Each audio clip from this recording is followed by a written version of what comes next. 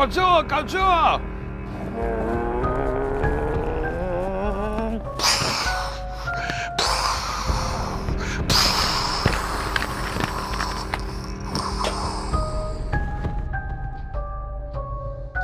There goes Tokyo.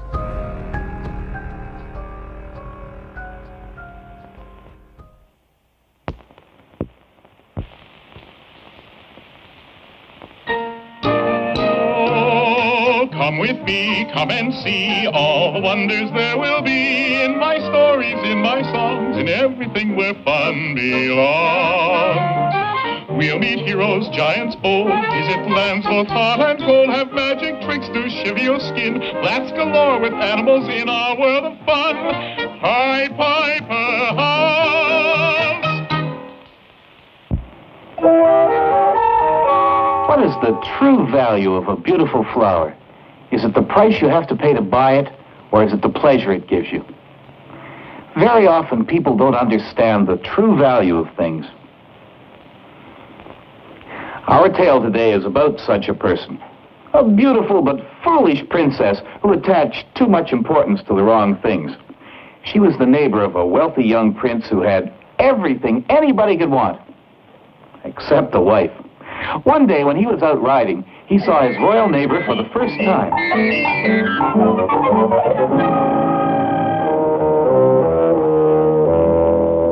She's the most beautiful princess I've ever seen. What a lovely queen she would be. I will ask her to marry me. But what shall I send her as a gift? She's as wealthy as I am. Surely gold or jewels would mean nothing to her. Perhaps something simple would please her. I will give her my two most beautiful possessions, my rose and my nightingale, and you will take them to her. The princess's father, who was a great emperor, received the servant graciously. You are welcome to my court, young man. You may state your business. My master, the prince, wishes to ask for the hand of the princess in marriage and begs you accept these two gifts on behalf of your daughter as tokens of his love. Oh, good. Presents for me. The prince is very rich, so it should be something gorgeous. Very nice. Yes, really very beautiful. It's real. Oh, Father, how can you call it beautiful? Why, it's an ordinary rose. Anyone can pick one. How horrid. How horrid. Well, now, let's have a look at the other casket. It sounds nice, but it's not gold. Where do you wind it up? Your Highness, this bird is real. Real? How shocking. How shocking. Well, my dear, actually, I thought it was rather nice. Oh, how can you be so silly? The prince is the richest man for miles around, and all he can send me is a stupid old rose and an ordinary bird you can't even wind up.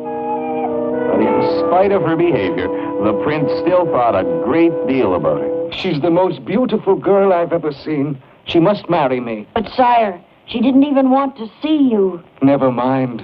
She is so lovely. I must get to know her better. Here, take my things. Go back to our castle and wait until I send for you. Then the young man put his plan into action.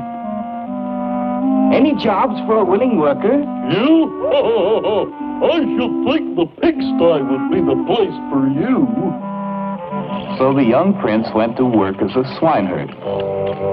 Good day to your highness. The haughty princess would not consider speaking to a common swineherd. But there was one person who was willing to be friendly. They don't like to have you in the kitchen, so I brought you your dinner. Why, that was kind of you. I must go now. The princess doesn't know I'm out. Would she mind if she knew? Oh, yes. She has a terrible temper. The little maid came to visit him as often as she could, and he would question her about her mistress. But the haughty young princess had only contempt for the grubby young swineherd in his muddy sty. And then one day... Look, I've something to show you. Oh, it is very beautiful. Where is that music coming from? It's coming from the pigsty, Your Highness. Tell the swineherd to come to me. Hardly believing that he was going to talk to the princess at last, the prince came forward with his musical box. Is that yours? Yes, Your Highness. I want it. But surely your highness wouldn't want anything so plain. It is very plain, but nonetheless I want it. And I'm accustomed to getting what I want. Yes, your highness. But it's mine. I made it, and I won't give it away. Oh, all right then. How much do you want for it? Money won't buy it. Nonsense. Money will buy anything. Now, name your price. Then the prince decided to teach the proud princess a lesson.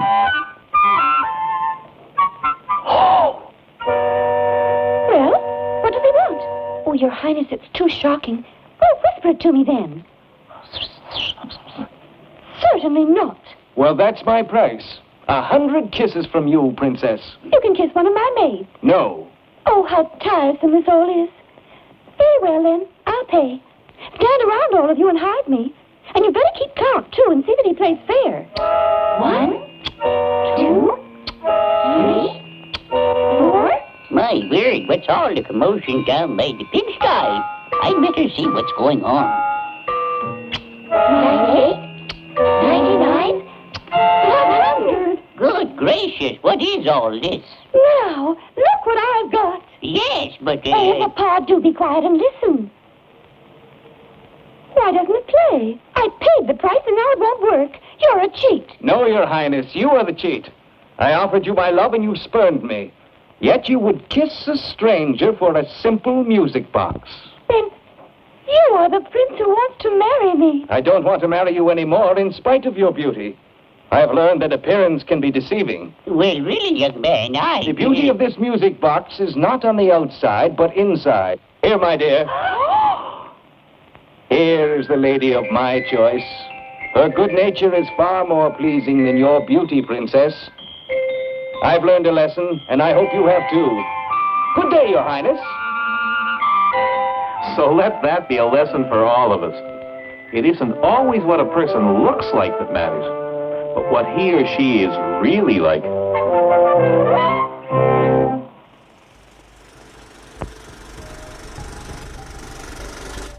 Cyndi Lauper is somebody else that Bob has a lot more appreciation for now that Bob is older. Cyndi Lauper, she's kind of like Boy George in a fuckable version.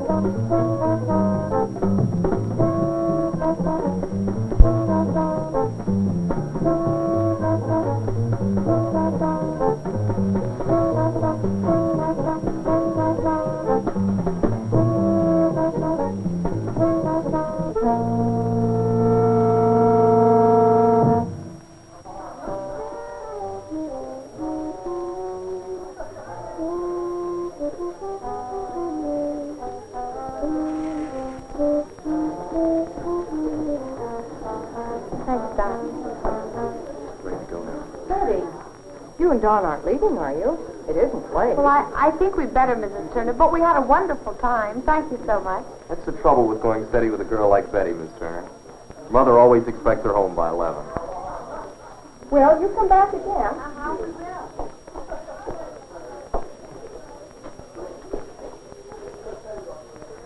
Good night. Good night.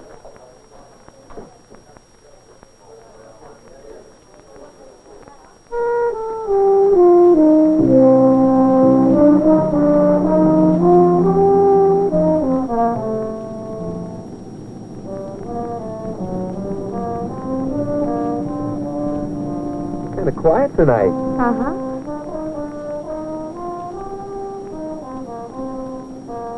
Don, Mm-hmm. you know, I've never felt about anyone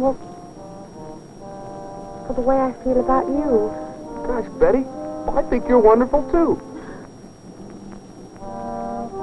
Hey, you better watch out. We're getting on the wrong side of the road. I better pull off the road for a few minutes. Oh, I have to be home by 11, remember?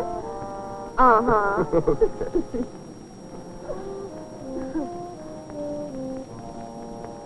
Are you sure you have to be home right away? Why? Oh, I guess not. Not for a while, anyway.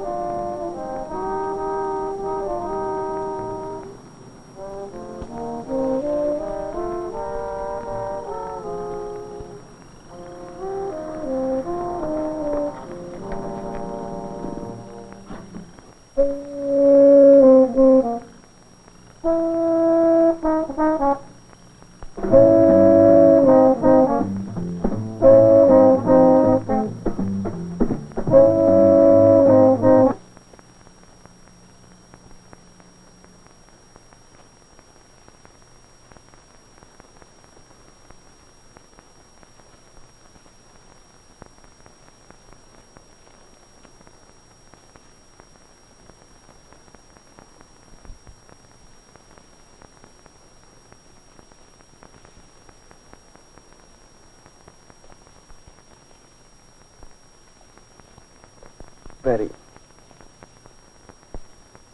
Let's go home, Don. Okay.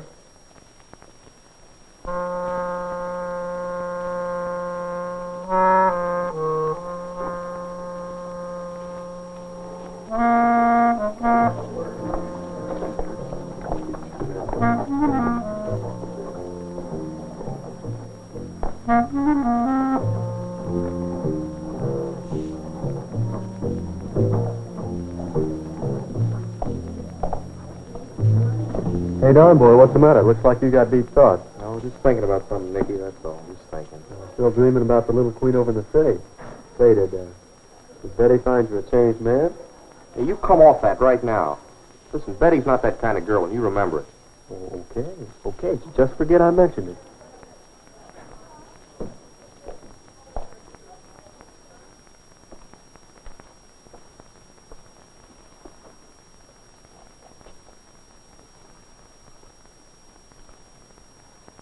Say, Nicky, Yeah? you know those girls in the city the other night? Yeah. You think they might have had something? You bet they did. Oh, you mean... No, just forget about it, buddy. They're just a couple of good kids who want to have a little fun. Well, I don't know, Nicky. Something happened. What do you mean something happened? Well, I've got some sort of sword down there. Well, don't worry about it. It's probably just a pimple or something. The same thing happened to me, and it cleared up all by itself. Well, maybe, but I think I ought to go see our doctor just to be sure. Well, suit yourself. Personally, I'd just forget all about it.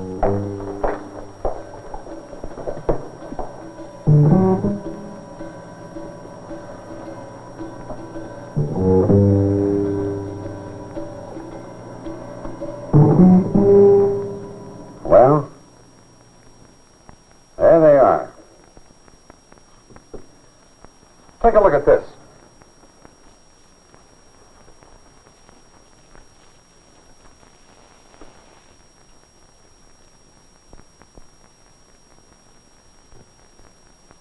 Is it something bad, Dr. Carlson? You know what it is? Well, there's no doubt about what it is, Don. Those little corkscrew things are the germs of syphilis. Syphilis? Gosh, Doctor, Now, take it easy. It isn't the end of the world for you. We can cure syphilis, especially if we find it in the early stages, such as yours. Are you sure it's syphilis, Doctor? The dark field examination is proof enough. We'll also run a blood test on you before you leave. I don't know. I don't know how I got it.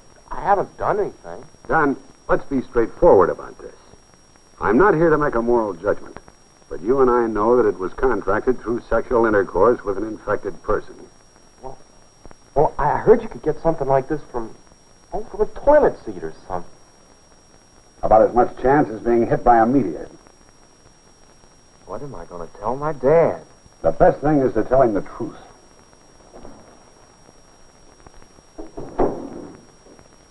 I'll talk to him if you want me to. Don, there's some things you should know about this disease of yours. Now, here we are. This is the sore you have, Don. It's called a chancre. It is usually painless. Sometimes it looks like this, and sometimes like this. When one of these appears on or around your sexual organs, you've probably got what we call primary syphilis. Boy, pretty awful looking.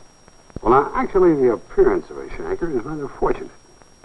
Sometimes this sore does not appear, or is so small that you wouldn't notice it. And when that happens, the disease might go unnoticed for years.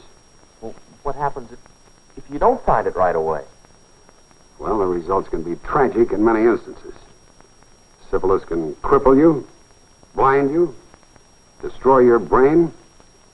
Of course, it may kill you eventually. Well, you did say it could be cured, though, especially in an early case like mine. Yes, in the stage you have, we can knock out the spirochete in a hurry. Spirochete? What's that? Well, that's the corkscrew-shaped thing that you saw in the microscope. Like this. These germs enter the body when you have sexual intercourse. They burrow into the skin, usually causing a chancre to appear where they entered. They work their way into the bloodstream, and the chancre on the skin disappears. Now, that happens to quite a few people who think they're all right after the sore clears up. Now, Don, I'll have to have the names of the girls you've had sexual relations with. And naturally, this is confidential. Well, there haven't exactly been dozens. As a matter of fact, I know exactly where I got it. There is this one girl over in the city, Barbara Myers. Well, now tell me everything you can about this girl, Don. You see, the health department over there will want to contact her to see that she's examined and treated before she gives the disease to someone else. I'm afraid I don't know her address. As a matter of fact, I'm not even sure that's her real name. Anybody else, Don? No, sir. Just that one girl. Are you being honest with me, Don? I told you, there was this one girl over in the city. And that's it. Now, look here, son. I've admired your courage for coming in here and facing up to the facts. But you get it through your head that you're dealing with a deadly disease, not some common cold or a case of the chicken pox. If you think you're doing some girl a favor by protecting her good name and reputation, you're wrong. You're terribly wrong. I've said all there is to say. There is no other girl. All right. If there's no other girl, we'll leave it at that. But before we do, I want to show you something. Now, come here. I've showed you the symptoms of syphilis as they appear in the male. Generally, the chancre appears on or around the external sex organs. Men and boys who contract syphilis have a good chance of spotting it when the danger signal appears. With a girl, however, it's not quite as easy. You see, a girl could develop a chancre way up inside, like this, and never know that she had syphilis. Of course, if she's lucky, it'll appear out in the open, like this. Now, we don't have to worry about this, do we, Don? You say there's no other girl who might have become infected by you. Even if a girl had it and didn't know it, she'd find out, wouldn't she? I mean, there'd be other signs. Yes. Yes, sometimes there are other signs. In the secondary stage, a few weeks or months after the primary chancre disappears, she may develop a sore throat. Patches of her hair may come out. Or her skin may break out in a rash like this. Then again, the symptoms of secondary syphilis may be so slight that they go unnoticed. If she doesn't go to a doctor, or if a doctor isn't looking for syphilis, it may never be detected. You see, the secondary symptoms, like the primary chancre, also will disappear even without treatment. Well, you'd find it for sure when you had a blood test before you got married. They'd discover it there.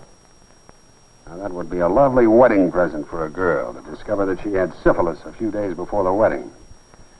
And in some states, people can get married even without a blood test. But suppose she had undetected syphilis, inactive in the latent stages. She might go for years thinking that she's all right. Then, before she knows what's happening to her, she goes insane or becomes a hopeless cripple. Here's something else, Don. Congenital syphilis. Look at this baby. Its mother infected it before it was born because she had syphilis and didn't get treated. Now, you say there is no other girl, Don. But if you're lying to protect a girl, just consider what it might cost her. But she might not even have it. You can't take that risk. Only a doctor can tell you for sure. She's a nice girl, Doctor. I don't want her to have to go through all this if she doesn't have to. All right, Don. It's your decision. But if you're the young man I think you are, you'll bring that girl in to see me. I have to think about it, Doctor. I've got to have time to think about it.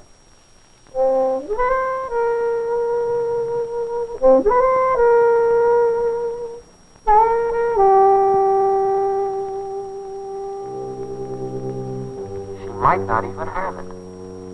Only a doctor can tell. You can't take that risk.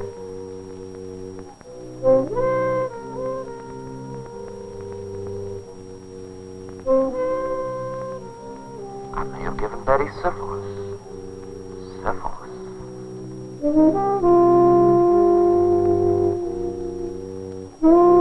She'll never know until it's too late. She goes insane or becomes a hopeless cripple.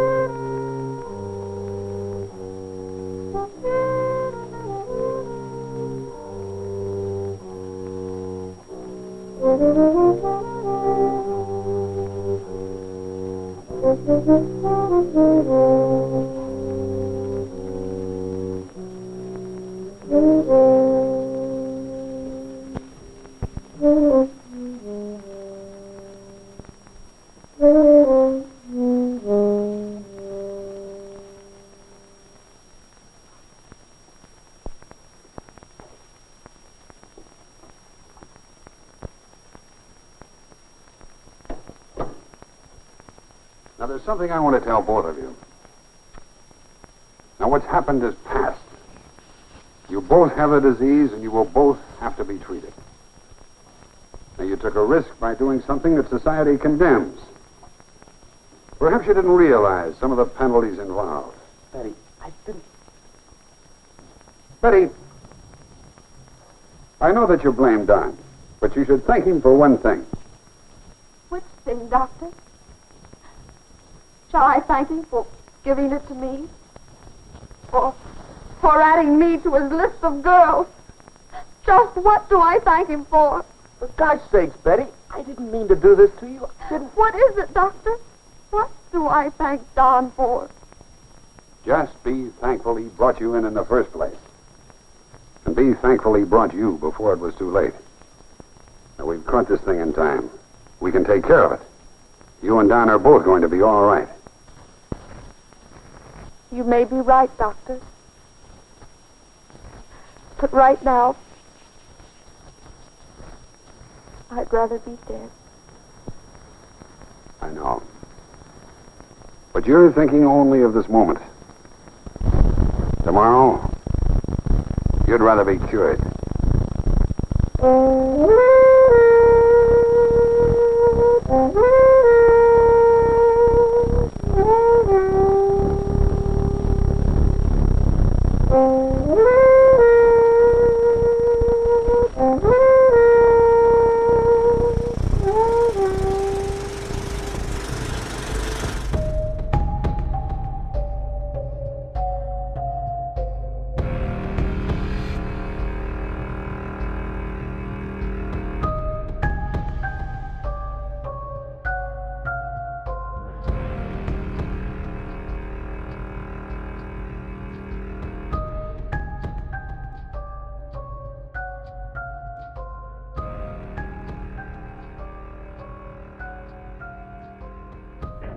planet stumbled on a night like this. Stars are peek-a-booing down on a night like this. I whispered, be true to me, and she sighed, see. Many men have turned to gray because we are apart.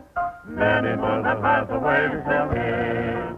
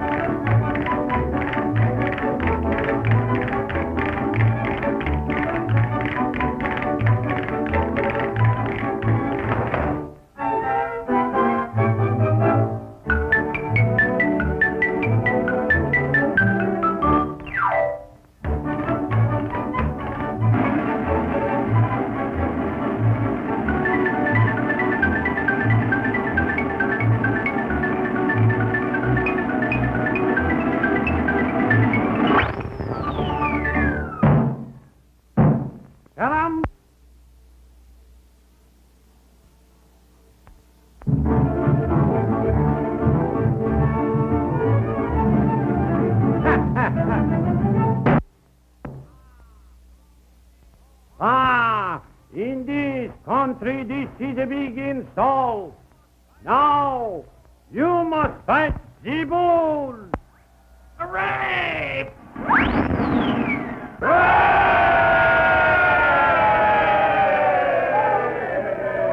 Signora, signore, comincia lo grande battaglio!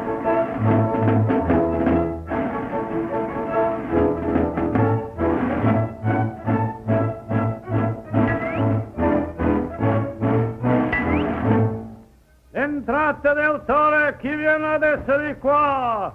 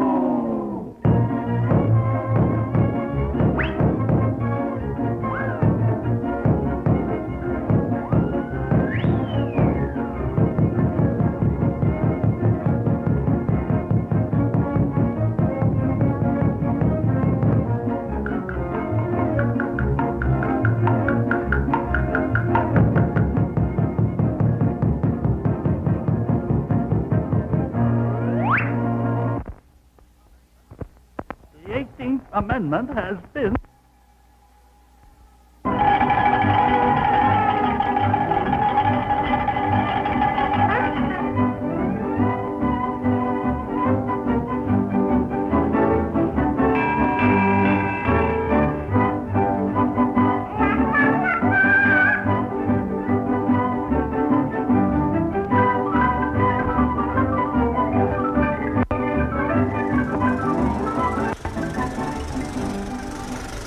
When Bob grew up, the movie that most influenced Bob, stuck with Bob, buried itself deep inside of Bob's brain, torturing Bob, haunting Bob's nightmares. Blood-sucking freaks.